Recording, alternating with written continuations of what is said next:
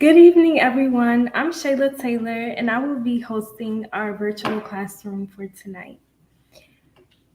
I first and foremost wanted to thank Rooted in Good for sponsoring our event.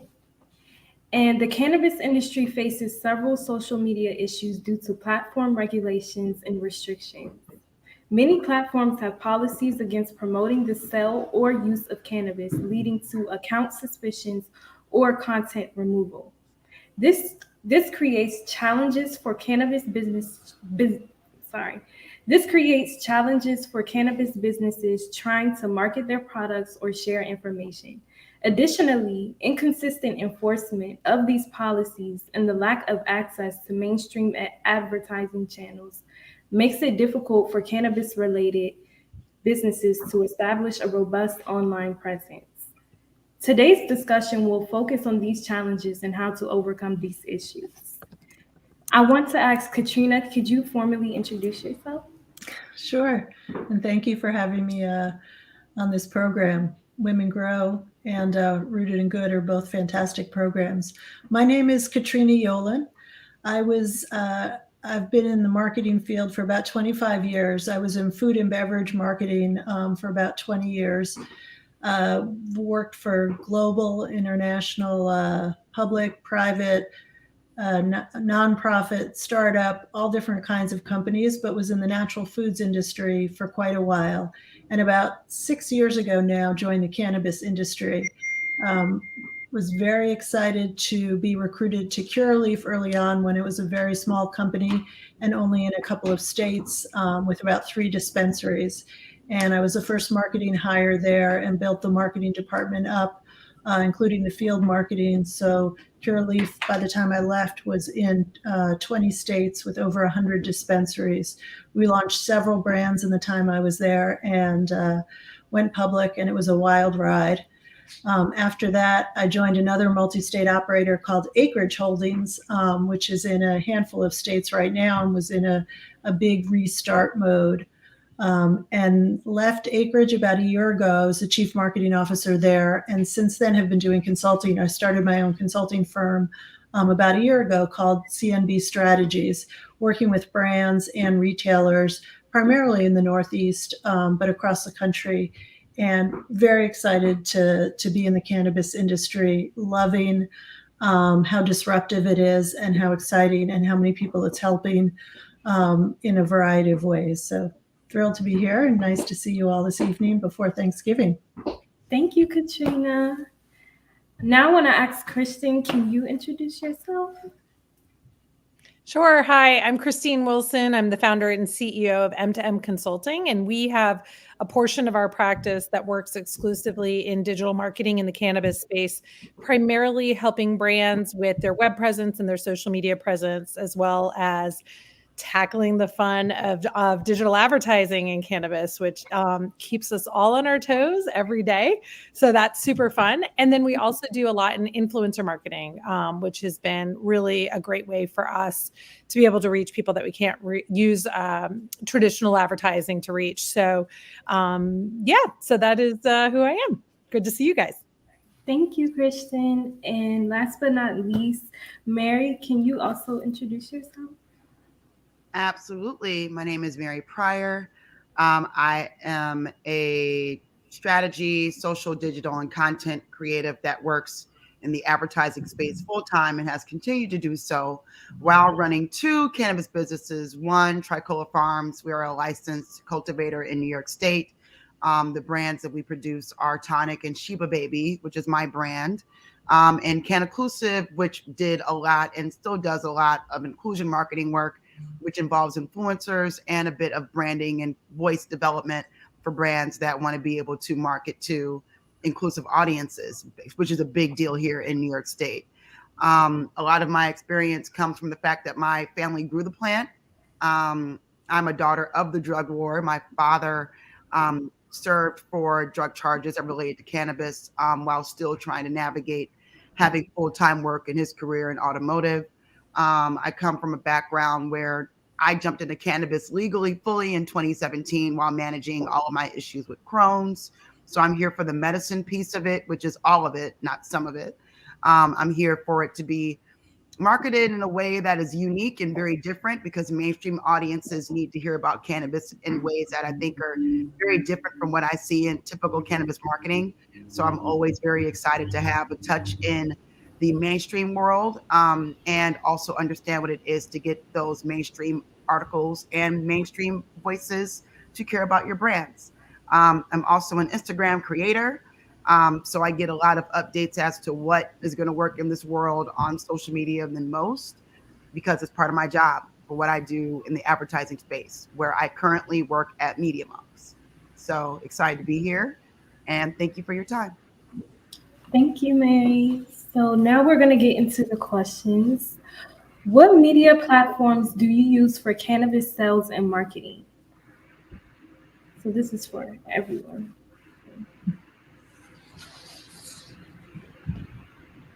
Well, I'm happy to jump in. I mean, we work with clients on a lot of different platforms, right? So I primarily am helping clients navigate the intricacies of social media. And I know we'll talk a little bit about how that can be tricky, because you can't necessarily just say, hey, I'm selling this product, come here and buy it, right? So dealing with platforms that have to adhere to federal guidelines and laws obviously make things much more challenging in the digital space.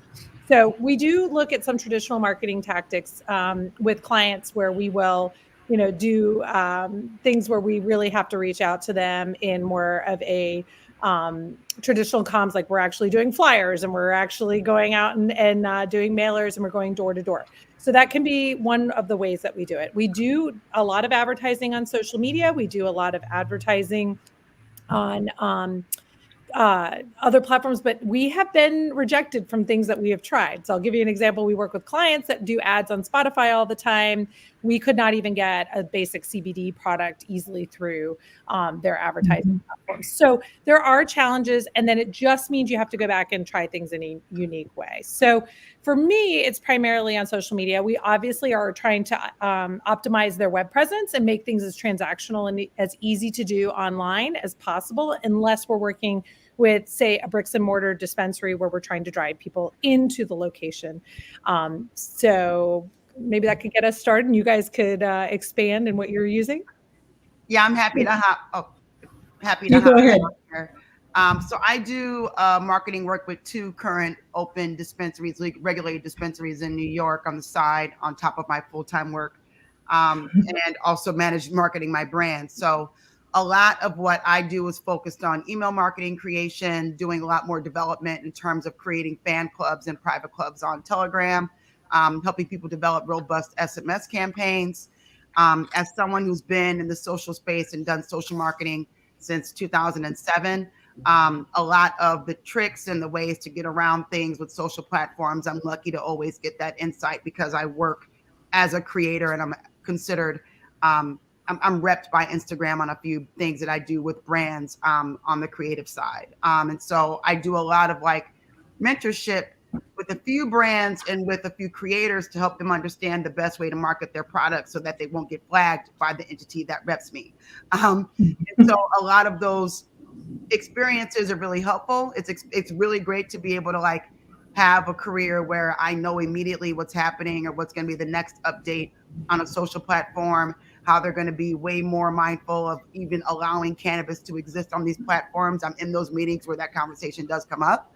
And so I'm able to help people kind of like navigate the cloak and dagger approach when it comes to their branding, the cloak and dagger approach when it comes to their marketing, what they need to do to be able to exist organically as an entity, and what it even means for you to be able to get a blue check as a cannabis brand. I navigate that really easily. So for me, it's about everybody's going to get dinged on the obvious. My job as a marketer is to think of the subversive way for you to get your point across. What we all have to do in this space. We're all getting dinged. No one's not going to get dinged. You will get dinged if you're going about this on social, but it's great to be able to understand the way the platforms work, what's going to be the best use of somebody's money. You know, I tell a lot of brands to avoid X like the plague, and I have been for months. So it's always good to know how to understand the best way to help someone win in the space with that insider information. But a lot of my experience comes with teaching people about how to have a full marketing experience for communications, which is email marketing needs to be on point, Your SMS needs to be on point. If you're going to launch something that's going to be video focused and you want to bring in money and have fans, you should do a Patreon over YouTube. Like, I can get into the weeds of it. If you're going to be a Twitch star, what that means to get a brand on a Twitch platform with a high net influencer, like navigating those rates and figuring out the best way to do it so you're not dinged by Amazon is another bonus. So I try to think of being subversive while still focusing on the key things you need to do digital marketing effectively: your SEO, your SEM, your SMS, and your email marketing. I would agree with what everyone just said. I think, there's paid media, there's earned, and there's owned. And, I don't know if everyone on the call knows the difference between those, but you control your own website, you control your own social. Those are channels that you own, and you can say whatever you want. Paid media is paid advertising, and then earned is PR and influencers. And that's a great way to build a cannabis brand. And sometimes PR is the most cost-effective way to go. But Mary was talking about email and text, and those are great ways to build a following. I would say, assuming that folks on the call are brands trying to get into dispensaries, go with build content, build a retail toolkit or a media toolkit for the dispensary. So the dispensaries are your easiest way to get your content up on the screen to use. Hopefully they have a bigger following even than you do. So give them your content to share with their customers. That's kind of, number one, table stakes, because those are the people who are buying it, right? They're ordering online through the dispensary channels. They've got their own following. Sometimes you can partner with them in co-op advertising, which we can get into, using their email lists and their texts. Developing your own creative and handing it over to them is a great way to build a following and build some excitement. All righty. So, Katrina, the next question I have is for you. How do you market a product in cannabis? Carefully. Everything we just said is how you'd start. So, first, obviously, are you developing a product? Are you developing a brand? What's your brand story? How do you differentiate yourself? I love the way Mary said, be subversive. What's your differentiation? What's your point of differentiation? Get all those things right. Everybody loves to know the story. Who founded this brand? What's it about? Who are you targeting? Is your product for everybody? Is it for the canna mom? Is it for a newbie? Is it for someone experienced? Once you get all of those things right, as I just mentioned, start with what you own, your own channel. So make sure that you have consistent marketing across your website, your social, everywhere you show up. And then figure out how you want to show up in stores and how to make it easy for the dispensary to promote you. Shayla probably knows more about this working at a dispensary, but can you create merchandising? Can you create something exciting to put your brand in to get attention near the register? If in that state products can be shown near the register, can products be shown at all? Are you making it easy for the dispensary to create a display for you on a tabletop? Can you take over bookshelves? Can you create a standalone, a pull-up banner, and then show up in the dispensaries? Do you have a team that can go out? Of course, it's not so exciting, but those tabletop displays and dispensaries actually work and help to move your product. So are you introducing your product? Are you trying to build awareness and get some velocity in that store to build a story to get the next bigger dispensary to take you on? And then, what's unique about cannabis compared to other industries is, of course, the bud tender. The bud tender in a lot of ways is your first customer. So can you sample with the bud tender? Can you drop off a sales kit? There's the buyer, there's the bud tender, there's the sort of tried and true, kind of boring, but provide some exciting merch that can be worn or some giveaways. But product sampling is the best, right? If that dispensary has 10 different gummy brands, what's making yours different? How are they going to recommend yours? Can you help with that background and that story? That's where I'd start. 1,000 other things to say, but maybe over to Christine or Mary to follow up. I'll say you hit it on the head. I think a lot of people, when you have a brand, and as someone that has a brand, like, Also, shout out to Happy Cabbage, which I use for my bud tender training stuff. Mhm. You know, if there's a way for you to digitize that experience, which is a platform I do recommend. I don't get anything by telling you about that, by the way. So maybe I should, but I think it's amazing. And Katrina hit it on the head. A lot of people do not come prepared to know that your bud tender is your marketer. If your bud tender doesn't know your brand, if your bud tender doesn't know weed, and if your job to educate them on weed, take that opportunity. And that's an opportunity that is great from my perspective, because as a farmer, I can literally walk them through the life cycle of the plant that they're consuming. I can literally show them a different reality than just a brand that's a white label or something of that nature. So, you know, like really be open to like having amazing content, be different with your content, be a woman, like be people seeing women talking about these things and doing these things is always like the biggest amazing marketing reality for your average bud tender who doesn't even know that there are women in this industry. Trust me, I'm in New York and it's very shocking when you go in as the woman who's behind the brand. So Katrina said it all. Christine can probably say more too. I think you guys have covered it. Okay, perfect. Well, the next question I have is for you, Christine. How do you sell a cannabis product through social media platforms? Well, I mean, I think the biggest thing to understand is you're not going to post a cannabis product and sell it like you can a t-shirt. I mean, that's just not going to happen. You're going to be shut down. Now, things are changing.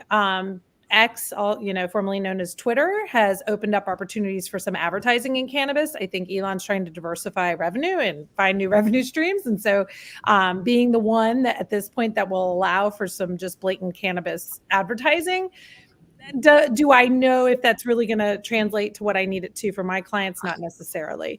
But on Meta, when we're advertising there or when we're doing even organic posts, we try to be really smart about what we say. So maybe we will use the name of the strain rather than actually saying the word cannabis, marijuana, weed, any of those things. We keep there's a whole list of words we just don't use.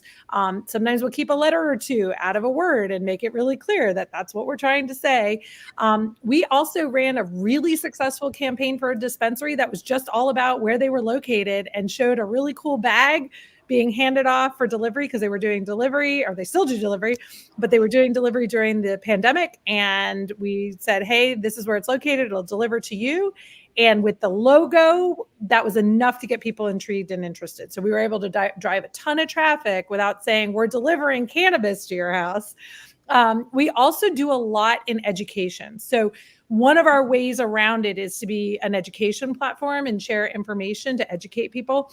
You'd be surprised. I think, especially when you work in cannabis, you kind of think people know what's going on in the space. So many consumers don't understand. They don't know what's happening in their state. They don't know what's happening federally. They don't know what products are like. They don't know what could help for a headache versus anxiety versus whatever else. So we try to put out a lot of content around education rather than just selling. And so it does become a little bit more of a passive opportunity to sell in social media. You're using more intriguing ways to get people's attention, engagement, getting them to follow, getting them to click through to see what's going on. The other thing we've learned is if we're running ads, we have to be really careful about where we send people. So sometimes we have to create a whole web entity that does not actually say specific things in those forbidden words. So it may be an education site, like we talked about, that then from there they can go to a purchase site. So we create sort of that second step. And then sometimes that'll keep us from getting blocked. And then again, when we find influencers who are willing to work with us and put content out, that's still an advertising model. I pay my influencers, they're contracted. And we have them put content out on social media that will drive people back to sales opportunities. So it is about 10 times harder than when I sell a t-shirt, but really, it's just trying new things. And I think Mary said it earlier, if you're not getting dinged, then you're not actually trying. You're going to get dinged. We all do. It happens. But we're always trying to see what we can get away with and what might have changed. So we always tell clients, don't have a heart attack if it doesn't work. We're just trying things, see what we can make it happen. All righty. Well, my next question is for Mary. How does public relations work in the cannabis industry, specifically in marketing and sales? Oh, I can't wait for this one because I always have to tell people that PR is not marketing. Mm-hmm.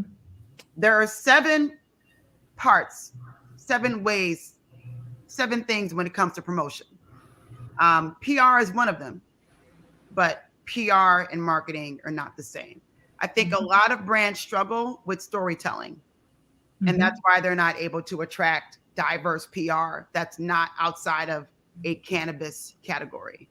And so one of the big things that I've navigated successfully as someone who did a majority of her own placements in the space is I know how to storytell. It's my job as an advertiser to do storytelling. So that skill set, when we talk about taking something that you know and bringing it over to the industry, like Katrina did with the natural food space, this is another example of how this is beneficial in that realm, right? Of understanding ways to talk about things, ways to have people feel compelled to even want to follow you or understand what you're doing. All of that is a part of storytelling. So I think the right PR for me that's worked in my experience has always come from mainstream eyes. That's my biggest way that I've been able to like get the most ROI from anything. So most recently, I was able to get a mention in New York Magazine this month for my brand, which is great. The first mention ever. And I'm working on larger initiatives that are going to be definitely, including a few projects that are going to be eye-catching and going in that direction. But that's because of my relationships. And those relationships are all from the work I do in advertising. So, when it comes to like going to events, you should try to go to places where you're going to see different people.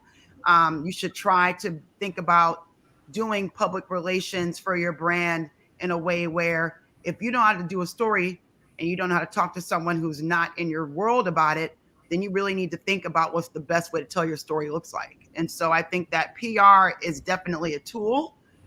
Is it the way to win every single marketing award in the world? No, that actually involves actual work and actual evidence and actual concrete things.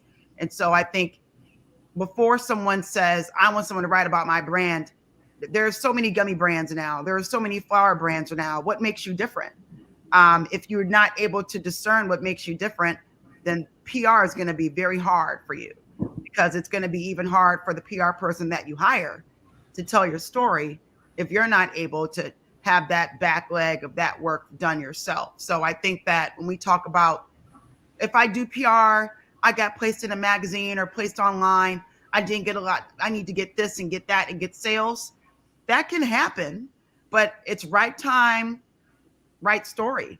That may not always be the case. And so you have to be mindful that like you still need to have a website that looks attractive. If someone sees your story in InStyle magazine and your website sucks, they're not going to buy anything. If someone sees your story in Marie Claire and your Instagram looks boring, they're going to be like, this is not what I read about. I'm not like, people are smarter now with shorter attention spans, but they're smarter now to just go away from the moment that you want them to encapsulate on and to do commerce with you if you don't have all those bells and whistles cohesively connected together. I'd love for anyone else to hop in on this, because I have to tell people the realities of PR all the time, like I did today with a new client. God bless them. Continue, please. I think the number one thing I have to explain to different people is the difference between influencer marketing and PR. I spend a lot of time explaining that. I'm like, influencer marketing is actually the way that you do it. If you do it properly, it is actually an advertising. It is a contracted relationship with deliverables and a paid schedule, whereas PR is earned, right? So you're pitching, you're hoping somebody likes your story and picks it up. That gets really confused by people all the time. And and if you send samples out to influencers and you just let them sample, and they may or may not post, and they may or may not say something good or bad, they may say something bad. That's in that earned space. That is not influencer marketing. That is different. So those are my biggest things. I don't do PR. I refer to the experts when it comes to that. So. Alrighty, so the next question I have is, how do you navigate the prohibition of cannabis on social media sites that are not open or friendly to cannabis sales? And this is for everyone. Again, carefully. I think you have to know you obviously need to know the rules of whatever site you're looking at. And then someone mentioned it, Mary or Christine, you figure out ways around it. Do they allow smoke, or is it just someone holding a product in their hand? You can't use the word cannabis or marijuana. There's a whole list of words you can't use. But what are other words that you can use that they haven't started tracking yet? There's a lot of ways to get around it, but you also have to be prepared. I mean, I've had Facebook shut down accounts, Instagram shut down accounts. Probably everybody in the cannabis industry has. You have to be careful because if you don't get it back, you may lose a lot of followers. Sometimes you can get it back, but a lot of times you can't. So you do really need to be clever, and you need to understand the rules. You can't do direct sales. You can't put the price. You can't put things like that on there, but you can have beautiful images, lifestyle shots. There is a lot you can put up there. You just have to be careful. All right. And the next question I have is for Katrina. It is advertisement of cannabis allowed in all states? Not in all states, but it's also constantly changing. So whatever answer I give today might be different tomorrow. And so you just have to know the state you're in. You need to track anything that comes out in terms of advertising and, set up alerts so that when it does change, I mean, the cannabis control boards, whatever they're called in each state, are constantly being lobbied and are changing things. It feels like it happens, glacially at the slowest pace possible, but it does change over time. And there are also a lot more media companies now that allow cannabis advertising than 3 years ago, for sure. But every year that changes. So most states do allow some form of cannabis advertising now, and it's definitely changed over time. You just have to be careful and understand your own state regulations. Do they only allow educational content? There was at one point New York you could only have real people in the ads. You couldn't is that the same now, Mary? Has that changed? You could not have actors.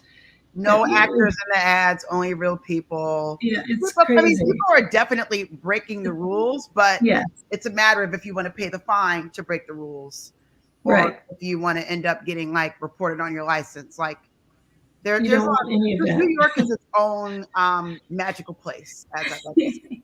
The way I say it is every state has figured out how to screw up things differently. But they also all are changing over time. So, there's nothing that stayed the same in any state. So know your own state regulations. You have to. All righty. So our next question is from Mary. What is the difference with posts that state legal THC versus cannabis? Say that one more time. What is the difference with posts that state legal THC versus cannabis?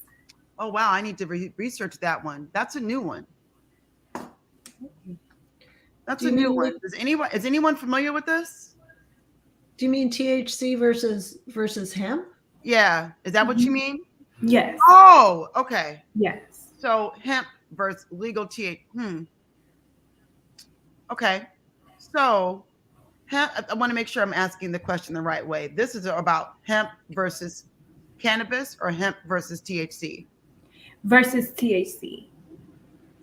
So given that CBD is federally legal, or hemp is federally legal, unfortunately, it's very inconsistent to be able to do paid marketing with those posts. I've seen people make it work. I've seen people get dinged and get their whole account removed.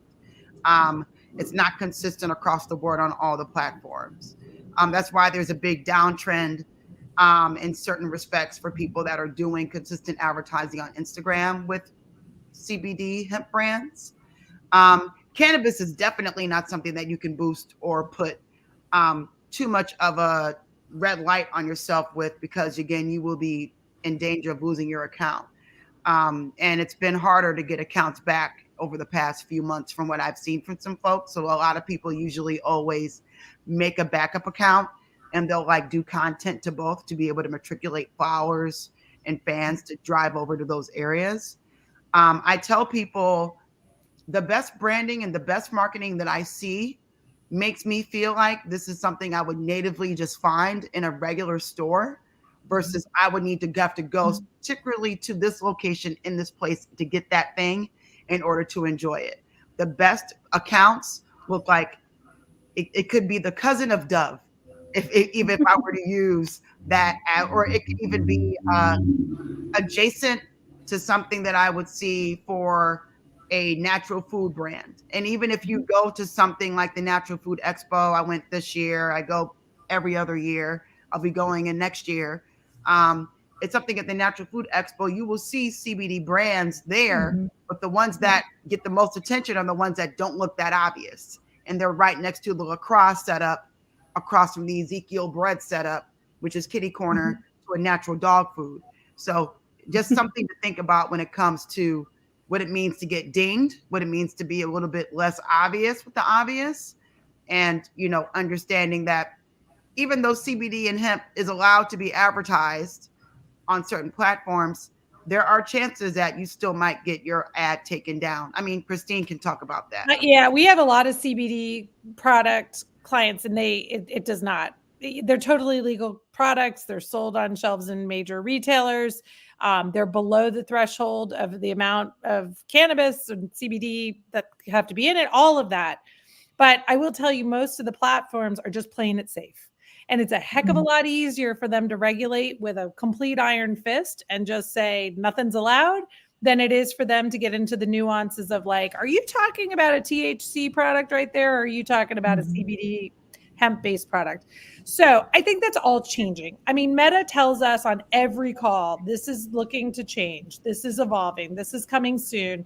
But, you know, they don't have enough people to even regulate truth and lies. They don't have people to regulate our election, you know, coverage. They don't have that. They don't have that. Like, can you imagine we add one more thing here? So I'm still sticking to the fact that we just need to be creative at this point and work around the rules. That's a very real answer, everybody. We talk to these platforms and they'll be like, yeah. And we're like, no, this is still happening. They're like, that's literally how it goes. Sorry. That's literally how it goes. Alrighty. Well, the next question I have is for Christine. What type of content is created to attract cannabis users? I of course, couldn't find my unmute button. So I think that Mary just talked about this, right? Content that stands out, content that's interesting. We have really cool ways of talking about, you know, a strain of the month that maybe has a fruit in the name and using really cool imagery that talks about it. So we try to just make sure the imagery is interesting. We have some clients that want to lean a little more edgy. We have other clients who are like, hey, I want you to make my CBD toothpaste look just like mainstream toothpaste. Let's just talk about the benefits. Let's talk about the other ingredients that we can talk about. And we want to look just like everybody else in the toothpaste space. And then we have this really cool fact that we're offering this great anti-inflammatory element within our product. So, you know, I think that question really goes along to what does that brand, what kind of content does that brand want to create? What are you doing from your strategy perspective? So again, creative, interesting.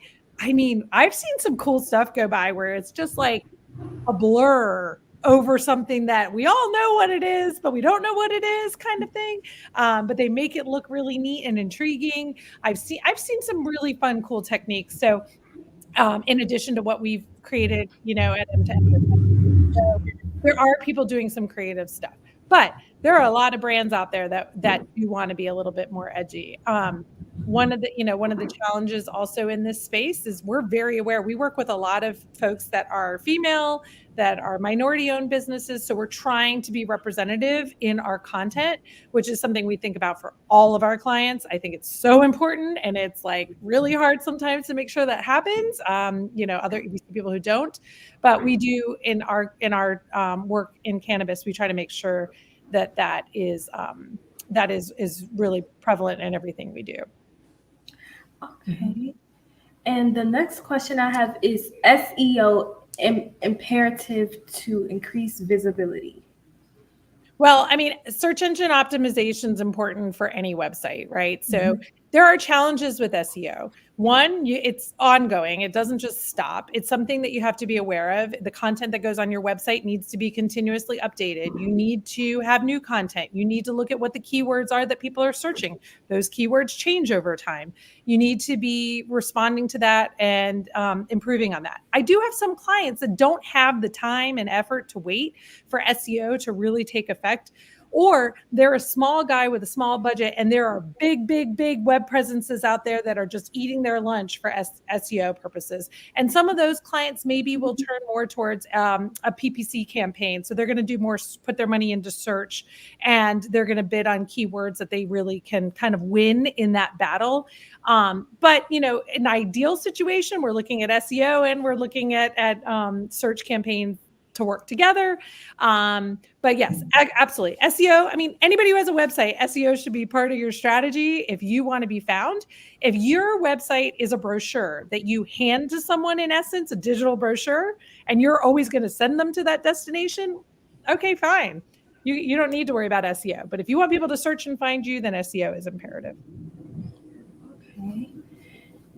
And the next question I have is, there are industry-related events, conferences, and networks. How pivotal are they to one's business and brands? And that's for Mary. I am down to be the different person on this opinion here, but I have found personally more value and alignments when I go to non-cannabis events than cannabis events. One, I've been in the legal space since 2017. I'm considered a dinosaur. And then there are people that have been in it longer than me, and they're considered God because they've been in it that long. They're like they're the Methuselahs of cannabis, right? There's all these ranges.